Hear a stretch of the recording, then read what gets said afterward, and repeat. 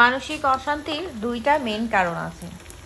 তার মধ্যে হচ্ছে প্রথম কারণটি, কারো কাছে আপনি যদি কিছু আশা করেন, হ্যাঁ, যদি কিছু আশা করেন, ধরেন সেটা সময়, টাকা, জিনিসপত্র,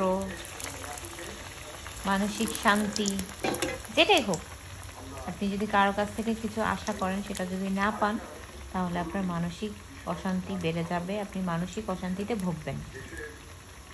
তাই কারো কাছে কিছুই আশা করবেন না, সেটা যে কোনো জিনিসই হোক।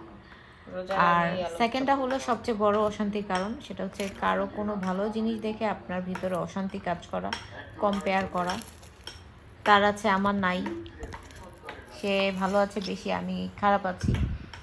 এই জিনিসগুলো যদি আপনি কম্পেয়ার করেন, তাহলেও আপনি অশান্তিতে ভুগবেন, কখনো সুখী হতে পারবেন না। সো এইগুলা কখনোই কারোর সাথে কম্পেয়ার করা যাবে না।